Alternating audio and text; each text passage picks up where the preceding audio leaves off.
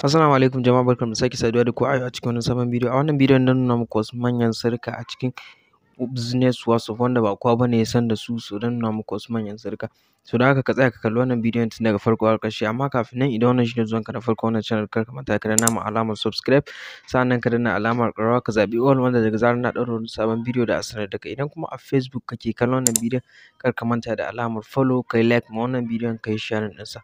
Yanzu bari mu shiga cikin WhatsApp ɗinmu sai ku ga yanda abin yake. So da farko bari na shiga cikin WhatsApp ɗina.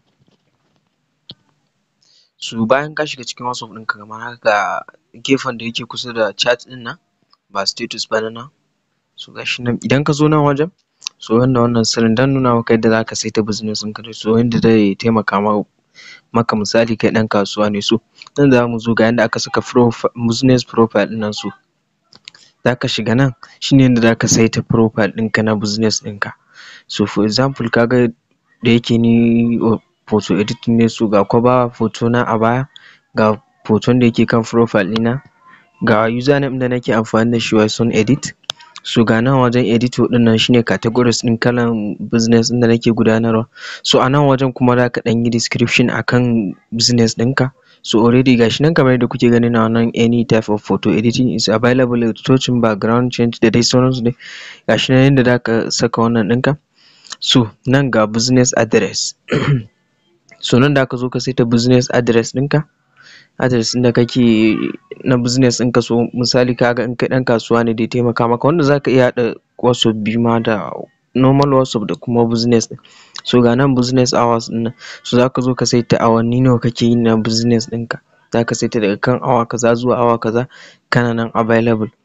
So za ka ga Gmail account ɗinka, ga link na website ɗinka nan za ka iya sakawa, amma kana da YouTube da za ka iya saka link ɗinsu a nan wajen.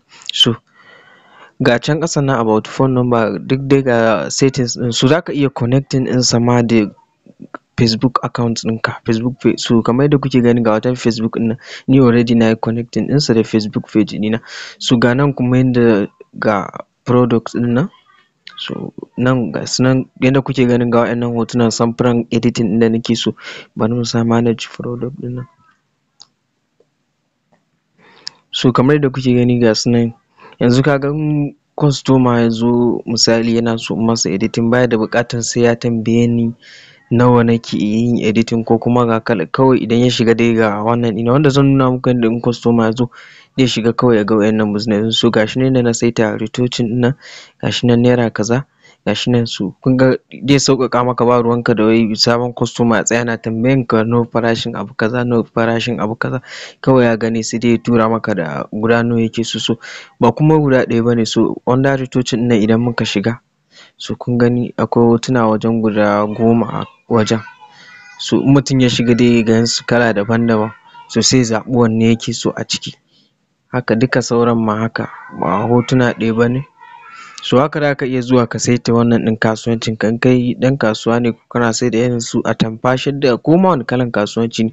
So yanda za ka yi kawai za ka zo wannan zaɓen farko inda aka saka add item ɗin nan, so za ka zo nan da aka saka sunan wannan ɗinka, sunan kalan wannan misali in shadda ne, so za ka sa nan shadda nan sai ka saka farashin shaddan naira 1000 kaza, so sai 6000. So nan ba optional ne, so za ka ɗan description akan wannan shaddan ne ya take. So nan ba wai dole sai ka wannan ɗinsa ba. So bayan ka gama kawai za ka danna inda aka saka add photo ɗin nan, add image, so za ka je ka ɗauko kalan wannan samfurin wannan shaddan misali. So bayan ka saka kawai za ka yi saving, za ka iya adding ɗinsu dama na faɗa muku guda 10 za ka iya adding.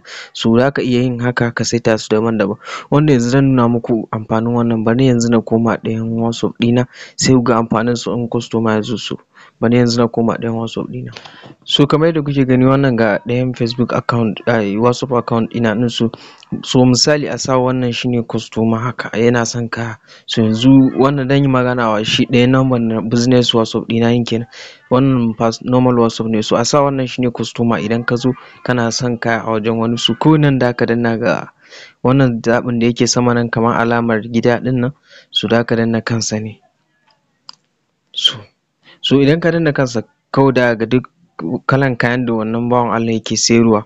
So kamar yadda kuke gani dama na nuna muku yadda na sassaita su gashi nan kawai yanzu wannan in customer zo baya da buƙatan wai sai ka masa wannan. So example yanzu ina son wannan na retouching ɗin, so sai in danna kan wannan alamar plus ɗin, so guda nawa nake so gashi nan zai bani dama, so yanzu na saka haka guda ɗaya kenan, so dai tafi masa a can ina son guda ɗaya, so zan iya ƙarawa maybe hotuna na guda 2 ne, so idan na danna in danna alamar plus ɗin nan ko ma guda nawa ne hotuna na, in ma guda 10 ne, so idan ka sa guda 3 sai ka saka view card ɗin nan, so ka danna kamar haka gashi nan, gashi dai gwada maka ma total ɗin nan gashi nan duka kuɗin naira 1200 a hotuna guda 3 in kana so.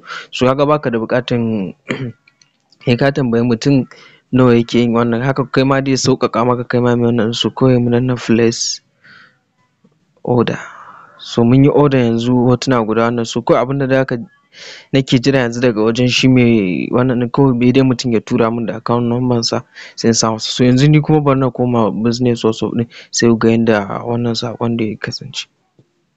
So kamar yadda kuke gani ga saƙon nan ya iso, gashi nan ya gwada min wannan yana son, ya turo min da wannan yana son editing guda 3, so kawai abinda zan yi in danna view receive card ɗin nan, so gashi nan sai in ga samfurin da yake so gashi nan retouching gashi nan guda 3, so kawai abinda zaka yi yanzu ka ga dai ka tura wa mutum account number sai ya turo maka, kaga ka samu sauƙi baka da buƙatar ka tsaya kana ce masa wai kuɗin kowane kaza kaza ne, ka tsaya kana masa bayani, zaka ga abin ya maka wannan.